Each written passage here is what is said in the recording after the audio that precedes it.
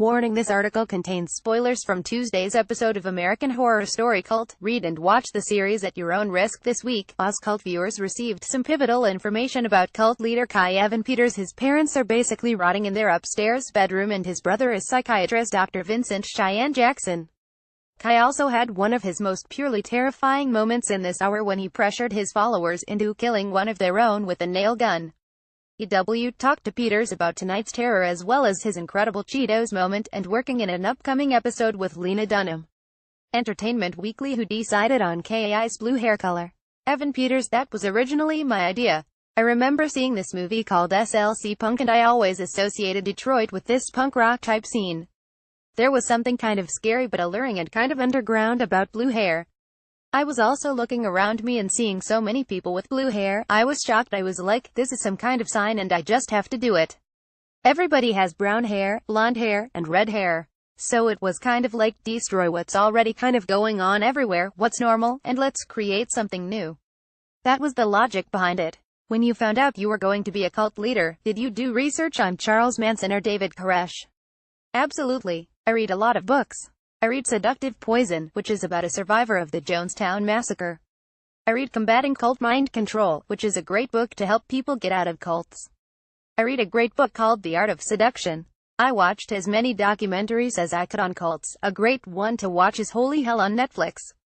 What was your biggest takeaway, or what did you learn about these kinds of leaders? That they feed on people's weaknesses.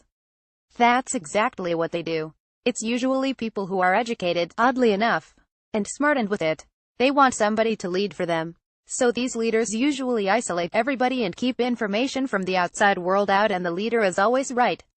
They find wounds and they find weaknesses and they cut them open, and they can embarrass you and shame you. Then, on the other hand, they can be very sweet to you and motivate you, but it's all in the vein of their cause. Another thing that they do is, they sleep deprive you so that you can't think clearly. Everything that they say at that point becomes almost like they're a god. You're looking at them through this haze of tiredness and hunger and malnutrition, and you just believe everything they say and they become infallible. You're playing multiple cult leaders, right, like Jim Jones and David Koresh. Is that all in one episode? No, it's all the way until the end. It's over the course of some episodes. There's one episode where there's a lot of them. How challenging was that? Those are all very different guys. It was difficult, but it was really, really fun. It was incredibly difficult. A lot of research was involved in it. First, Ryan told me I was playing Andy Warhol, and so I immediately started doing research on him and just fell in love with him.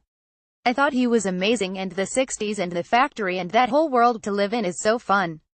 So it was great to learn about him, but challenging to get his mannerisms and his speech and his state of mind.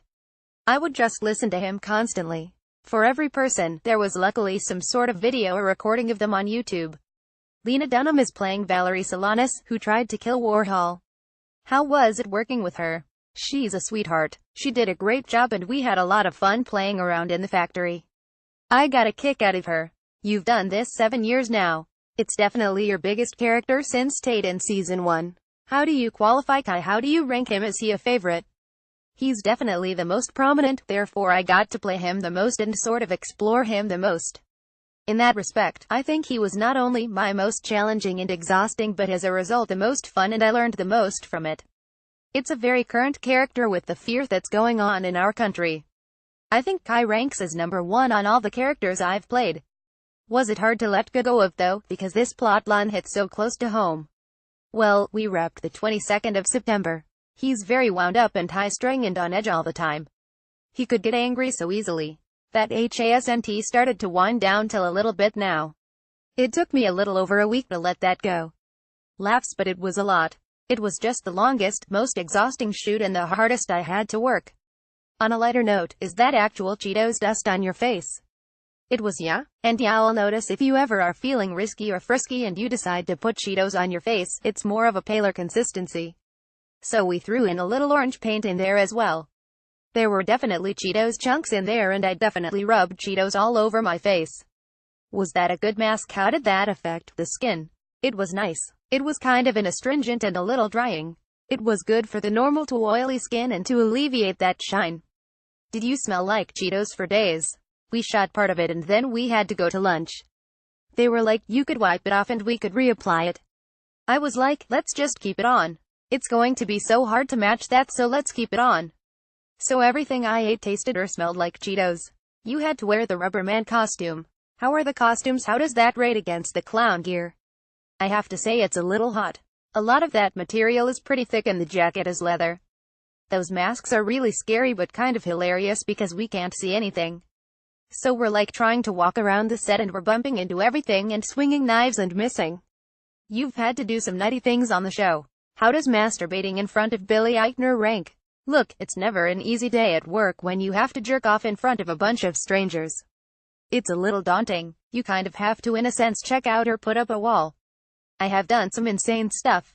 There's been so much sex and murder on the show that it was pretty small compared to where this season goes. So I was like, let's just get in there and break the ice. Was the nail gun scene disturbing to shoot? It's terrifying to watch. It was intense. Everybody was upset and had to be upset about killing our friend. Makeup did a great job and made it very real, and it was also performed very real. The thing about it is, there are certain scenes when you're playing Kai that are excruciatingly difficult, like the flashback stuff. Then, you have the other stuff, like that, which for everyone else it was hard to shoot, but for me it was enjoyable because the character was enjoying it in a way.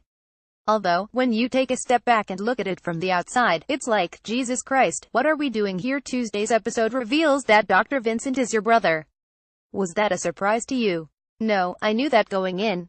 I love the relationship between Beverly Audini Porter and Kai. She seems to be getting more power hungry. Do we continue to follow that relationship's evolution? Yeah, absolutely. And you're right on track with that. She's definitely getting more power hungry. I want it to be equal power, but then years of oppression. It's interesting seeing that relationship unfold, and I don't think will be disappointed as the season goes on. It must so weird to be so antagonistic for Sarah, but last season, you were married on Roanoke. In real life, you've known her for so long and you're friends. It's been fun, and Sarah is such a great actress and is a very giving actress and will help you in a lot of ways. I really like working with her. I think when it comes to being antagonistic with her, there's a certain understanding we have where we can get into it and play that. But then, at the end of the day or in between takes, laugh or screw around. What can you say about Kai going forward? Is his rise just going to continue? Yeah, right now he's a narcissist, but then he turns into a megalomaniac and it just gets more and more and more. It's tragic and fun and scary to watch Kai's power get strong and stronger with the lack of sanity and empathy he has.